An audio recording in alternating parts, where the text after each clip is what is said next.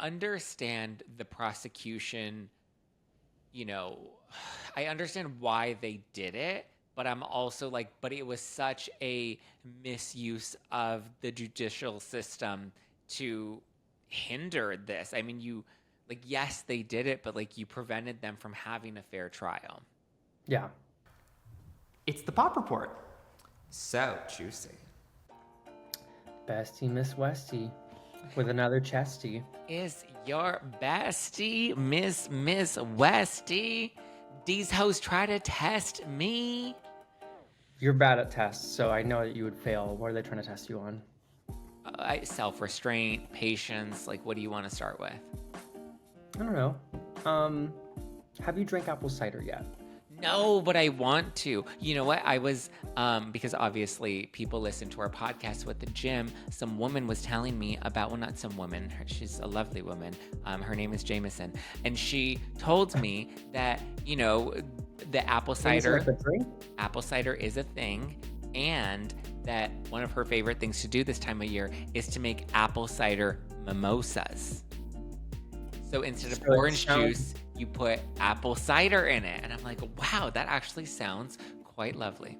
But bitch, you're a fucking whiskey guy.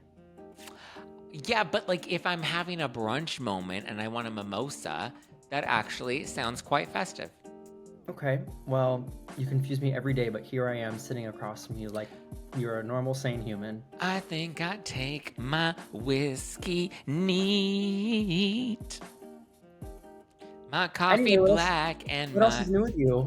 I mean, you know, life is just life in this week, but life is life. When life gives you life, you life-inate it. When life gives you lemons, you add a little tequila. You get on your knees and say, "Pray to God, make this taste good." Baby Jesus. Well, apparently cinnamon helps with that, and pineapple. That thanks to the Menendez, thing. I learned that. I think things have been swell. We're off to a peachy week of, I don't fucking know. Girl, I'm tired. I just when I think certain things we're gonna be done talking about, here we are talking about them again. Obviously, if you haven't subscribed, this is my thing I keep having to talk about. Kidding. If you haven't subscribed, do it. Do the damn thing. But I'm irritable today. Well, we're recording this. It's World Mental Health Day, but I'm like, bitch is tired. How is your mental health? I'm doing great. I have my birthday next week. Yes. So I think when every year comes around for my damn birthday, I just start to go in my head and go like a little, like, what have we done this year? What haven't we done? Like, what's going on? I just feel crotchety for no reason. I don't know. I'm just like, everyone's like, "Are you ready for your birthday?" I'm like, "Bitch, I don't even hasn't even registered it's my birthday next weekend." But just a little irritable, a little anxious. Nothing you can't work through. Nothing you can't work through and start a podcast about and go bitch and moan on another microphone. Yeah, like the squeeze. Oh my God, I can't with you. Well, obviously you're in your squeezing out headlines era. So what is our top headline, Mr. Zachariah? Well, it appears that... What do you mean it appears? Don't do this with me. Jennifer Lopez has officially broken her silence on her divorce, and she actually seems pretty happy about it. So this interview has taken over every timeline, I feel like. Yeah. Jennifer Lopez said this. Jennifer Lopez said that. This interview did not have any video whatsoever. So it was very much, as a press perspective, a controlled interview. A very much like what we know on the outside versus inside, at least on the looking in narrative that is, not reading into facial expression more. But this interview that Jennifer Lopez had with Nikki Glaser for Interview Magazine is touted to be with Nikki Glaser, but we don't see any visual of it. So it is interesting that this now first speak up of the divorce and more comes through an editorial word POV where we don't have a visual POV. Right. Or audio, right? Because a podcast can be strictly just audio, but we don't have any of that, which usually, we know how these things work, right? Usually, sometimes it's like done via email, or usually done in, like, it's very rare now that these phones... I love via email questions. I'm like, I don't want to talk to you. I'm going to ask you some questions over email. But but you know that when you're doing an email interview, you control, it's not like a celebrity can get taken out of context or somebody runs with the sound bite. Like it's a very controlled response. And we have Nikki Glazer in it, which is weird when you have a controlled interview that's over text. Why do we need to tout that Nikki Glazer's in it? Not gonna lie, I love Nikki Glazer. I think she's amazing, but it's kind of weird that we have this perspective that we can't see into, that people resonate with. Yeah, like you would think that this, I mean, unless it was supposed to be like a video interview that they had secured and they thought Nikki Glazer would be a fun person to do this with. And then J-Lo was like, listen, I don't want to go, like, let's just do the email. Let's just do it via email. Cause like, that's the other thing is usually when it's run through a publication, whoever the interview is, if it's a special guest, usually these questions are crafted. These questions are pre-vetted. Like it's all usually done by their editorial team. So I'm pretty sure Nikki Glazer didn't have much editorial say in this interview at all. If anything, it was probably just more of a press stunt for Nikki Glazer. You said what you said. But here's the thing. So for those who missed it, this interview went up and there's been a lot that's been pulled apart for this interview. Jennifer Lopez said, as a SparkNotes version, I know who I am. It has been a fucking rough summer. And at the end of it, I choose happiness and I choose my career. And I know my dad knows who I am. My mom knows who I am. My kids know who I am. And she says she's excited to get back to work. So she said it was disappointing to go from the lowest low, having to cancel her tour, obviously a divorce. But the response from what I'm seeing online is a lot of people are not buying this, to be candid. Are not buying what? This interview. Her interview. So people online are looking at this and saying, Jen, we've seen this before. You are now 4 or 5 divorces in. And everyone is like, is Jennifer the problem? And so everyone's like, look, like, we get it. You're saying your piece. You took a while to say your piece, but it's like the perception online is everyone is saying Jennifer Lopez, after a couple marriages, what do you think the result is now? Or what do you think you've learned? Because some people are like, I don't know if you've learned anything. No, I don't think she has. I don't know. I can't speak to it. But I mean, people obviously wanted to know. And now we're a little past the, I would say, boat of giving a statement for what is going on. But to do a controlled interview with Nikki Glazer for Interview Magazine that no one has any public, I'd say, visual for, everyone's like, can we just be real for a second? Because Jennifer Lopez is, I'm real. And that, okay, anyway, you go. Don't you be say something. fooled by the rocks that I got. I'm All still that Jenny interview from the with block. Oop. Different. Yeah, I mean, it's interesting. I mean, I feel like the interview magazine interviews, they're more publicity stunts than anything.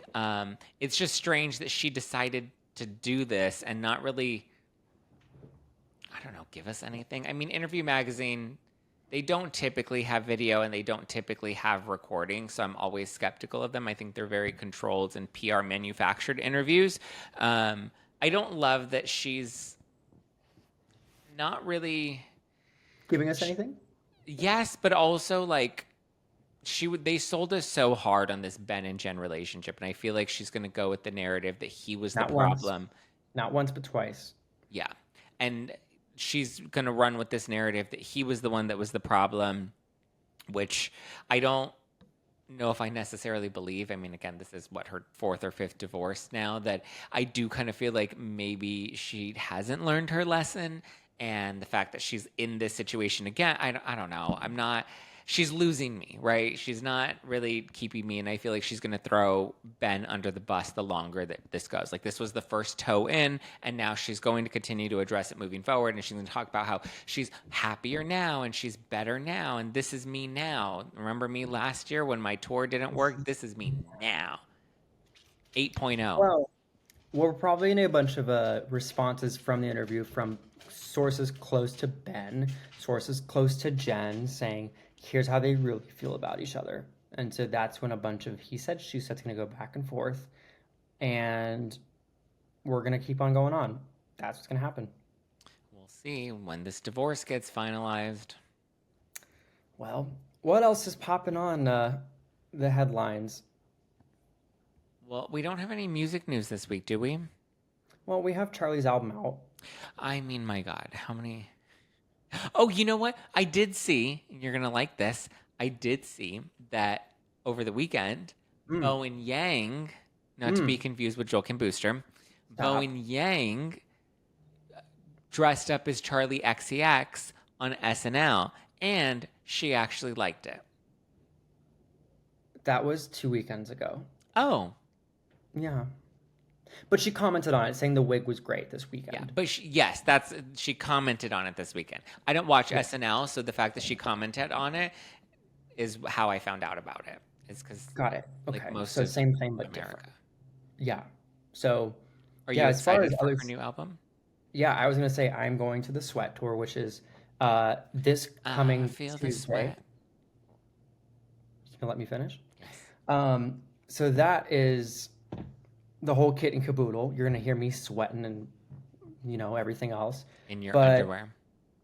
You wish. You want to You'd pay to guess. see it.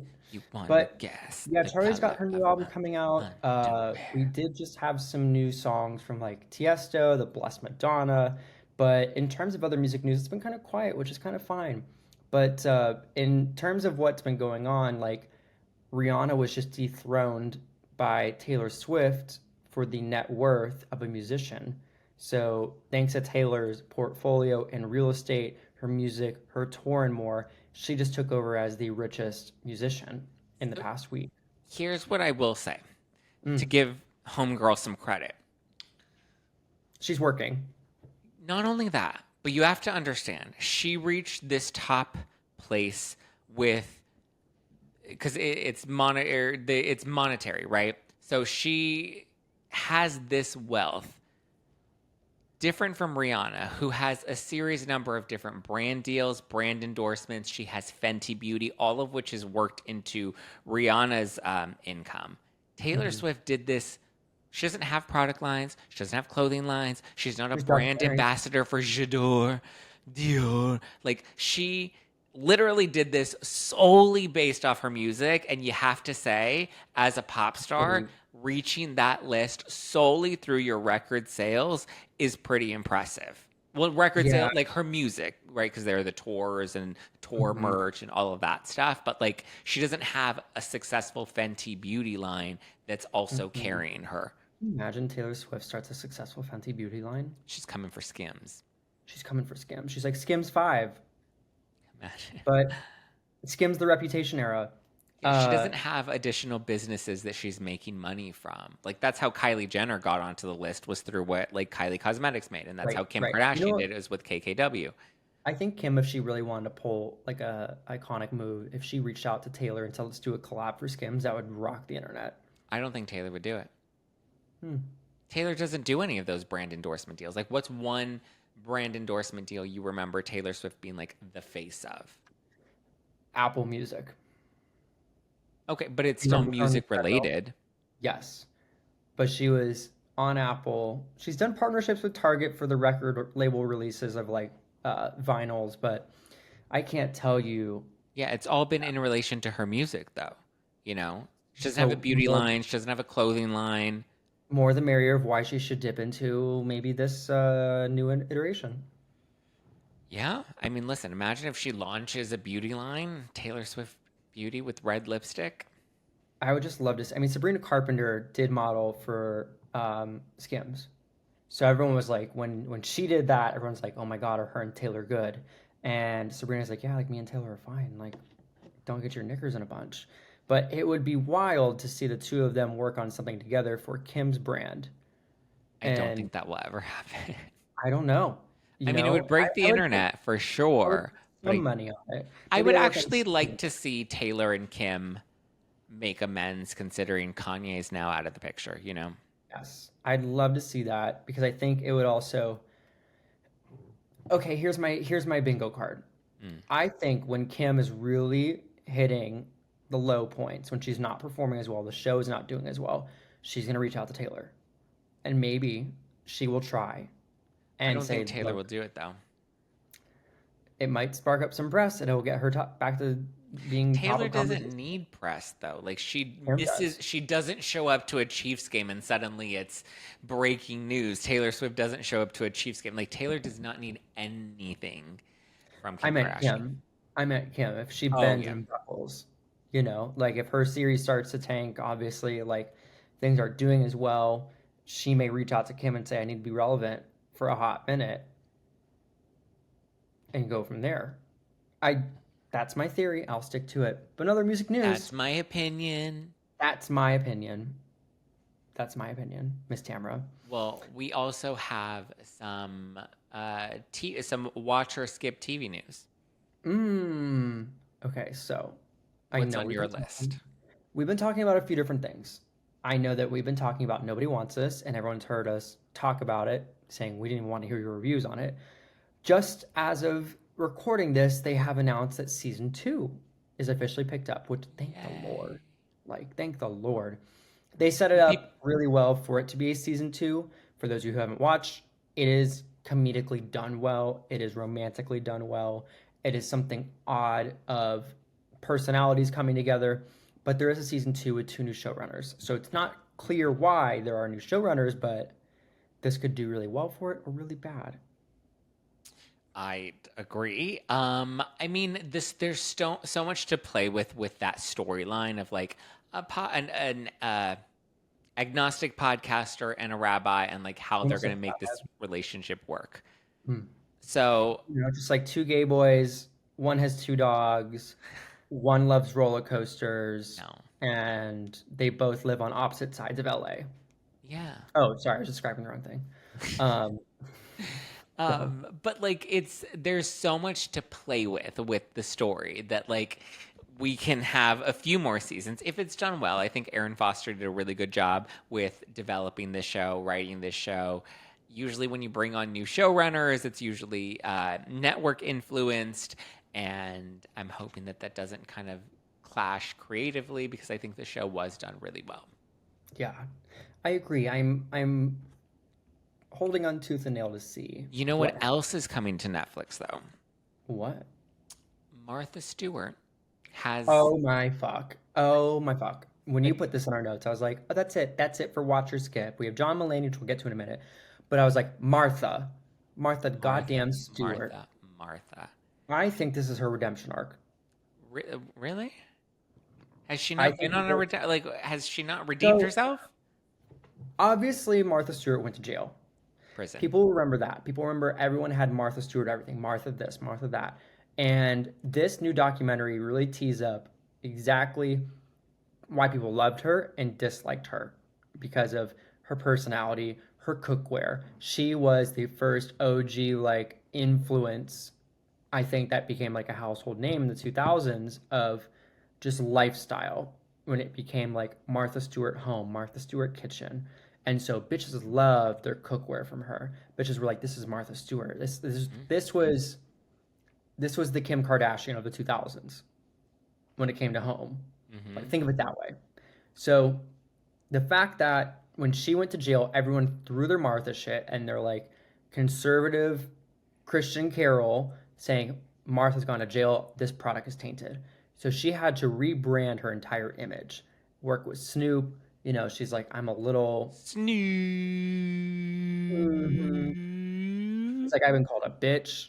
Like all this stuff, she's just like tearing off the band-aid because she's like, I'm old. Like I've I seen love shit. Martha Stewart. But she's opening up too She's such a bad about bitch. her affair. And the comments in the trailer are nuts of just like when she did get tried for her sentencing for jail with the prosecution, she said they should have stuck those prosecutors in a Cuisinart and put it on high. Like something along those lines, that quote. And I was like, damn. But she also said if your husband ever has an affair, like Mm-hmm. he's a shithead and you should leave him. And the producer's like, didn't you have an affair? And they're like, yeah, but Andy didn't know. Yeah. So That's what happens when you have affairs. Andy doesn't know. It's okay. Andy doesn't know a lot of shit. But so I feel like she's just such a bad bitch. I remember she did an interview with Jacqueline Johnson, who's the creator of, or the founder of Create and Cultivate. And I remember Jacqueline Johnson being like, Martha Stewart, so like, how do you battle imposter syndrome? And she's like, imposter syndrome, what is that? And she's just like, where like you doubt yourself and you don't feel like you deserve to be in a room. And Martha Stewart's like, I don't have imposter syndrome. Like, imposter syndrome is a thing that people made up to feed their insecurities. If you're in the room, you deserve to be in the room, and you need to believe that. You need to have that confidence, because if you waver, they will smell that. The sharks will smell blood in the water. So you walk in like you own that room. And Martha Stewart, she's just a bad bitch, She's just a fucking bad bitch, and like, kudos to her. I'm very excited to see this. When it comes to other stuff in our watch or skip, John Mulaney is set to get a weekly talk show on Netflix. Yay. I think. Have these talk shows worked? I feel like they flop every time. So I think Netflix is now coming for the jugular of NBC. And I think when it comes to other late night, Netflix is like, look, we do realize we move people, we move numbers. And we haven't dabbled into late night. We've done comedy. They kill it at Netflix as a joke every year. But they're like, we have places like Comedy Central we're losing out to. We have Fallon. We have, all these different talk shows that have come up, but we don't have our own talk show.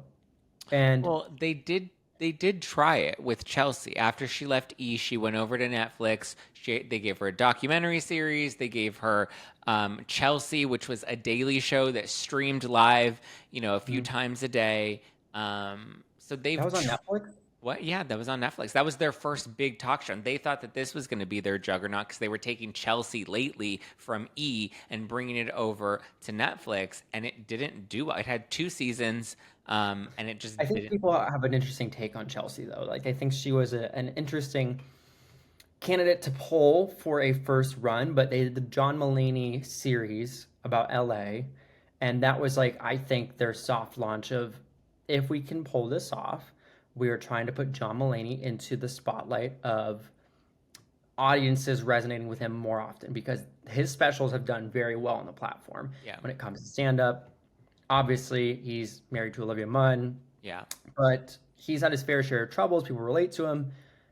I think, unfortunately, that this talk show space is still very male-dominated. And, like, it sucks so much to have to, like, see that. But I think viewers are resonating more with some of these men than the woman, which is so, to be just and like blunt with it, it sucks. Like, you have Kelly Clarkson, you have Jennifer Hudson, you have Drew Barrymore, but like, Netflix is now saying, okay, like, we need a dude to pull in numbers for a weekly talk show. We tried it with a woman, it didn't work. The issue with Chelsea, though, is I feel like she tried to, because it was also 2016. So it was an election year, and she leaned so hard into politics that I feel like she came from E, where it was all pop culture and fluff commentary, that when she made such a hard pivot, I think she lost a lot of her audience, not necessarily for her political stance, but because the nature of her conversations ended up being different than what her audience was used to. And so I feel like it didn't land, because they tried to soft launch her too. Remember, they gave her the Chelsea Does series. They had they gave her the You Gon to Be Kidding Me comedy special, and so they had all of that leading up to the release or to the launch of her Chelsea Netflix show. And I think it was really strong when she was doing like her table dinners with different celebrities. It was really strong when she was doing her comedic bits and her on the field segments. But I think it was that was a tough year to make that move, because of the political climate that we were in 2016. That was Hillary versus Trump. So I feel like everything was just so heightened.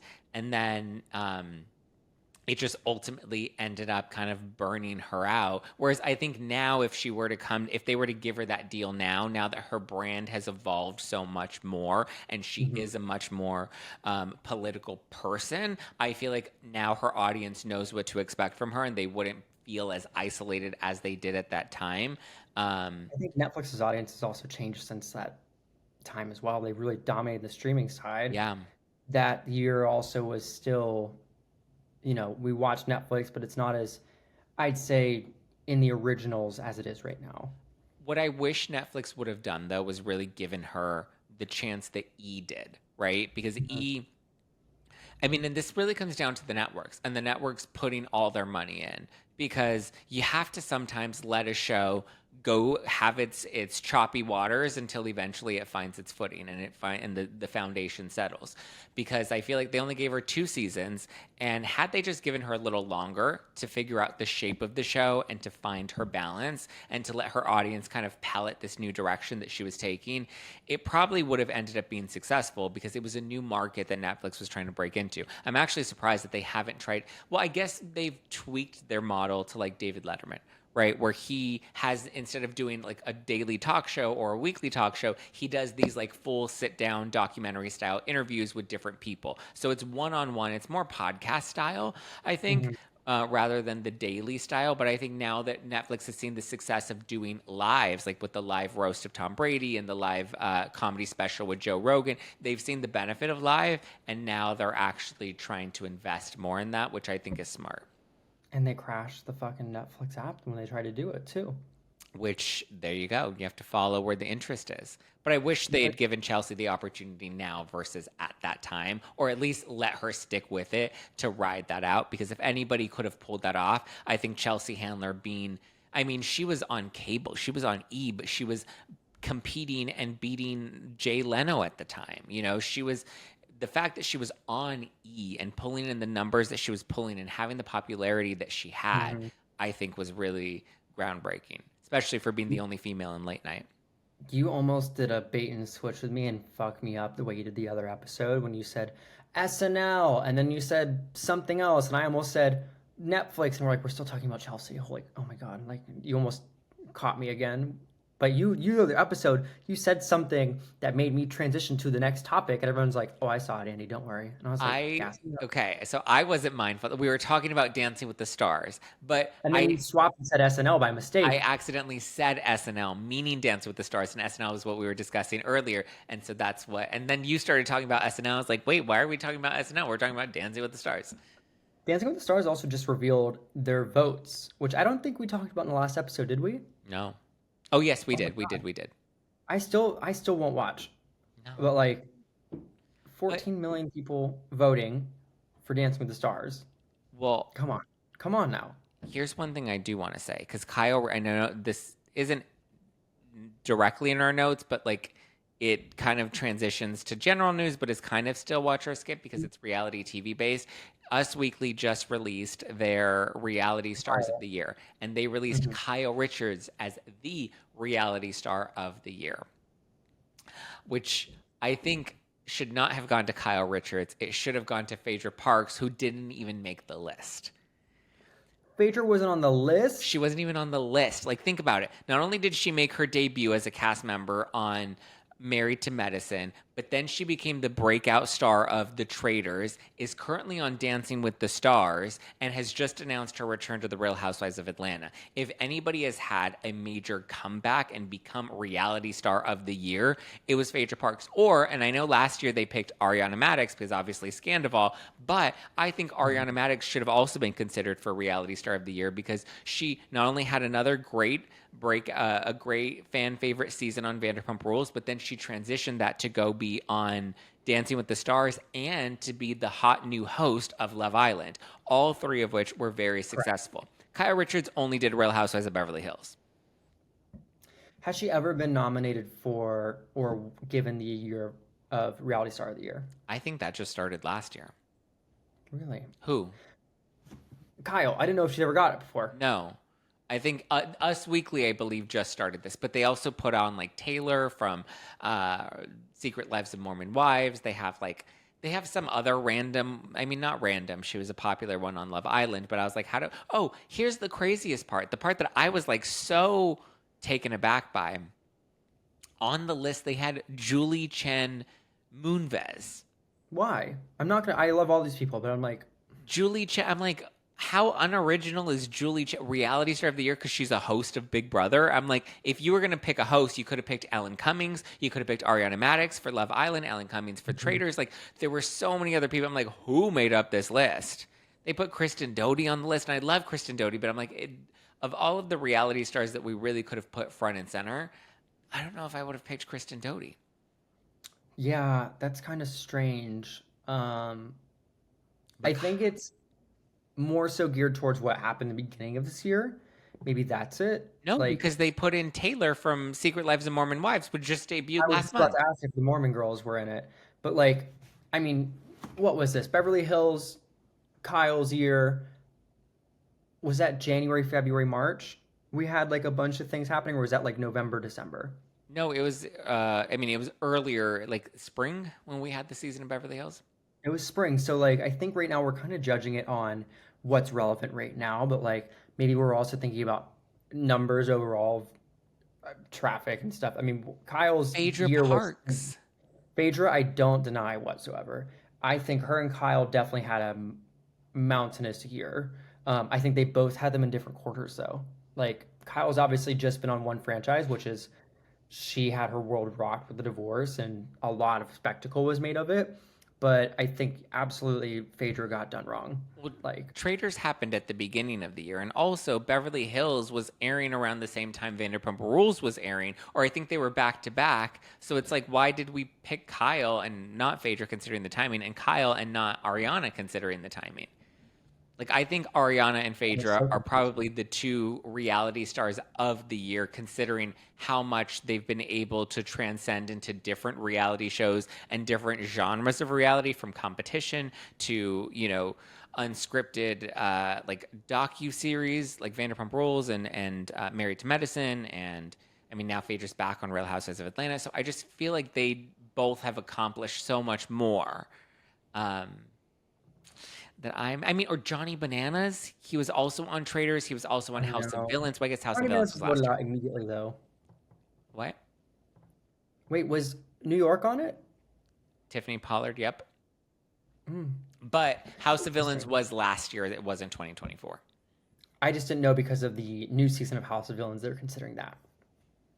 But it hasn't aired yet. I just didn't know they're considering it because like there's still 2 more months in the year. That is very true. Mm, And Tiffany mm. Pollard should definitely be considered for that because she's now done 2 seasons of House of Villains and is consistently a breakout reality star. Well, Well, speaking of consistently coming back, we are on to our legal debrief, which is closing out this episode.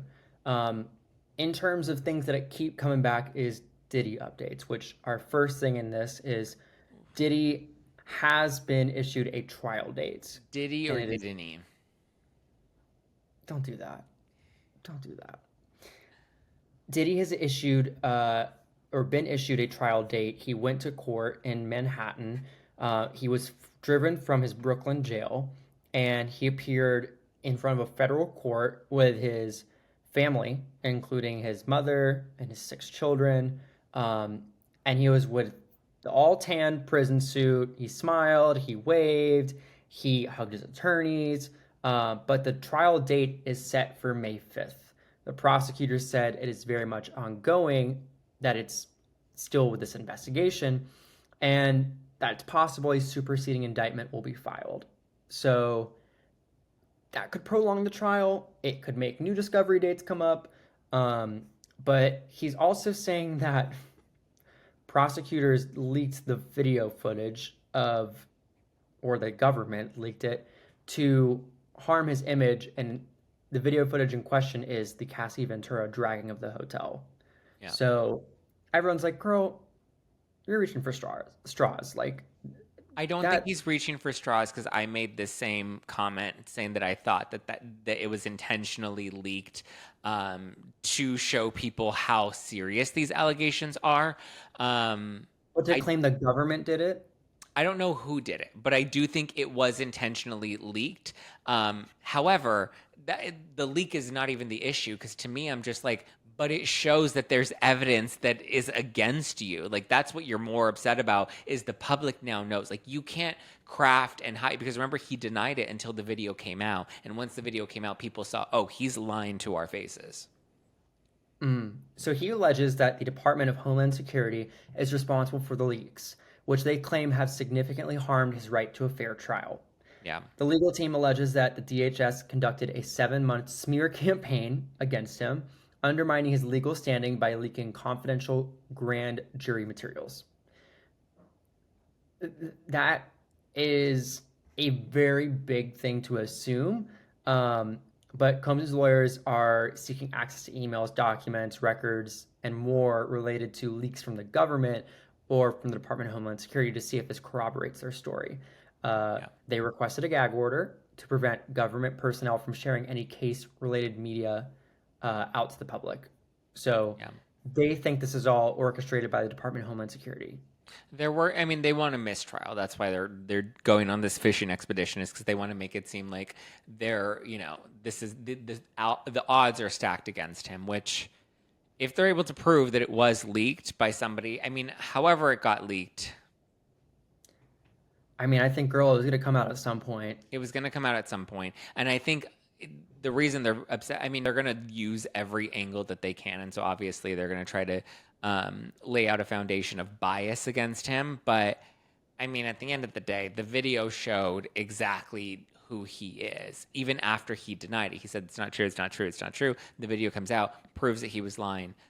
So he is who, we're thinking that he is. I know his mama doesn't want to accept it, but he ain't that good. Yeah. And other news, we have some not so... this is all just legal debriefs. So a new update has come up for Marilyn Manson. An accuser faults the district attorney for waiting 2 years to act on a rape allegation. So the person in question is a Game of Thrones actor who accused Marilyn Manson of rape, which they denounced the district attorney Judge Gascon on Thursday for waiting more than 2 years to act on her case. So in 2021, this person came forward claiming that there was abuse, including whipping and cutting and forcing her to take drugs. And the lawsuit was filed, but it has been 2 years, and she says she's been waiting for then on a decision on whether or not to file charges. So it's... this is not the first time we've heard stuff about Marilyn Manson, but Manson has a new album coming out and is currently on tour, and he and his lawyers are denying all these allegations. And the other woman who came forward with similar allegations, it says, about 3 years ago. So it is just obviously, a hard thing to hear, but this case is one of thousands that has not been reviewed as the claims have been made. So Manson is the latest celebrity to come a political controversy in this DA's case, because this is the same person who handled the Menendez brothers case as well. What do you mean it's the same person that handled the Menendez brothers case? So this here, the district attorney is the same district attorney that handled the Menendez brothers case. So from, if you remember the documentary, which I finished last night, how he handled that case, it's the same judge. Oh, it's the same judge, not the same prosecutor. District attorney. Well, the DA is the prosecutor. Yeah, district attorney is the prosecutor. Gascon wasn't the... he's the one that's handling who's reviewing the Menendez brothers case currently, but he wasn't the DA at the time of their trials back in the 90s.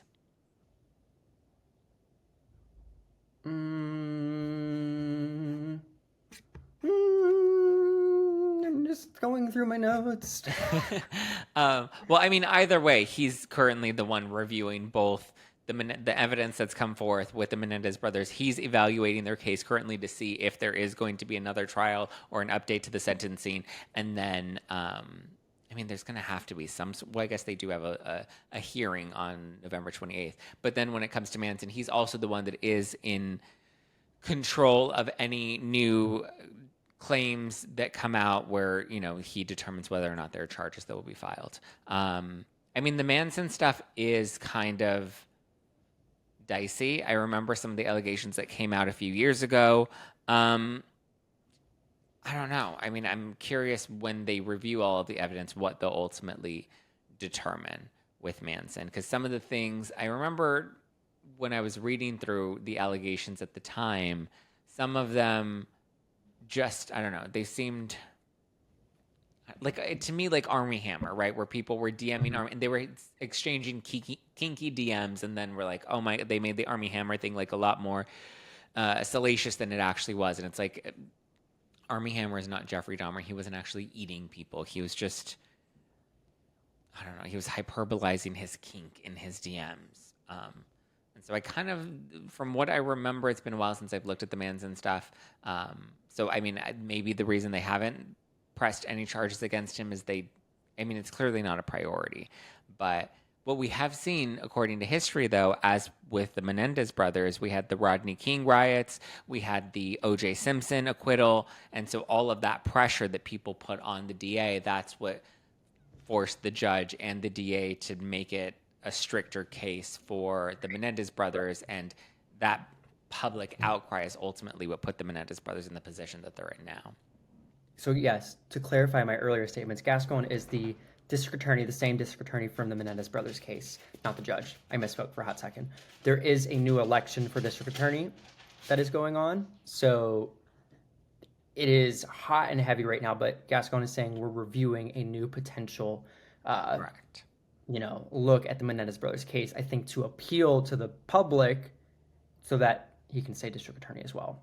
I mean, it's going to be crazy because, like, I don't know what the formalities are. We've never really seen this before, like, on a highly publicized case like this, where it's like 3 decades later, number one. Number two, new evidence that could potentially overturn a previous sentencing. And who gets to decide that? Does a judge determine that based off of what the prosecution recommends, or what the DA recommends, rather? Or do we really have to go into an entirely new trial? And are we going to go into an entirely new trial? Like, it's all very wild. I don't know what's going to happen with the Menendez brothers. I think there's just going to be a judge ruling and saying there is information that, like, was not submitted or able to be contested.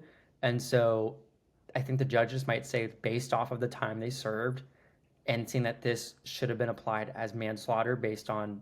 But the hard part is the evidence could potentially be presented by the DA, who is the prosecutor during the trial, and they were fighting against the abuse allegations. So it's just going to be crazy that now the prosecution, not the defense, right? Not the Menendez brothers and their side of it, but the prosecution is now going to be bringing forth or reviewing the evidence that hurt their case 30 years ago. It's just wild that, like, in the second trial for these boys, that the battered woman syndrome or battered person syndrome that's now referred to is not something they can consider whatsoever. So your entire defense out the window, gone. You, as someone who is a juror, sits there and says, we only now get to apply murder or no crime at all. And those are the only options based on how the legal. And so, I mean, that's why it was set up to be an easy conviction in response to, they didn't want somebody like OJ getting away again, nor did they want a reaction to the way the public reacted with the LA riots from Rodney King. Yeah, and so I think now it's different on how we view men, and also the Oprah special and more that came out after it. So I think it's a different time, and now people are like, you know what, that's fucked. That, like, we are not able to consider that as evidence. Because it's, I mean, it's and also wild. There's claims that now support that too. Like, there are these letters and more. I understand the prosecution, I understand why they did it, but I'm also like, but it was such a misuse of the judicial system to hinder this. I mean, yes, they did it, but, like, you prevented them from having a fair trial. Yeah. Past trial, we have people who are serving sentences. Yes. Miss Jen Shah. Jen Shah, everybody's favorite elderly con artist. So Jennifer Shaw Jennifer Bennifer. has just had her prison sentence reduced yet Reuse, again. recycle. 8 months shaved off, Andy. So she's now going to be released instead of August of 2028. Or sorry, wait, hold on. What was the exact? Let me confirm. Hold on. Confirm. Okay, so For those of you who don't know who Jen Shah is, she was Oh, no, sentenced for multitude of things. Well, mainly for running a telemarketing scheme. It was wire fraud with the telemarketing scheme that she was preying on elderly victims. But so she was originally set to be released on August 30th, 2028, and she's now set to be released in December 2027. Now, she's done a number of different things to kind of like help reduce her sentencing, but does it say how she got this? Yeah, she got her sentence. She prayed to Jesus, but she got her sentence reduced. So there were a number of ways, because I remember at the time of her, well, funny story about Jennifer Shaw is before she was even going to prison, right before she actually admitted that she was guilty, I had on this guy, Justin Paperny. He came on No Filter, and I was discussing, he's a prison consultant. Okay, so he consults with people that are potentially facing prison time and helps them rehab and reshape their image and find ways to get less prison sentencing time. And so part of that comes with taking accountability. And so he was sharing all of the different programs and all of the different things that Jen Shah can do, hypothetically, right? Because it was just in an interview with me, all the things that Jen Shah could potentially do to reduce her prison time. Only for after my interview, Jen Shah to then go out and hire Justin Paperny as her prison consultant. Kidding me? That's nuts. And so, so now we're seeing that she's getting less and less time. She still has to pay. She was originally sentenced to 6.5 years in prison, which has now been reduced significantly, but she still has $6.5 million that she has to pay in restitution. How you gonna do that? That's what I want to know. I don't know. You know. Well, I think it's time for us to put the gavel down because I'm out of stories and I'm out of legal debriefs. That's a my head hurts, mama. Like, it's a lot to why people doing shit like this? Crazy. Well, you know, just little things that people do in life and so many stories, but obviously I love the Pop Report. We'll see you next week. Maybe we'll have like a special birthday episode for me. Yay.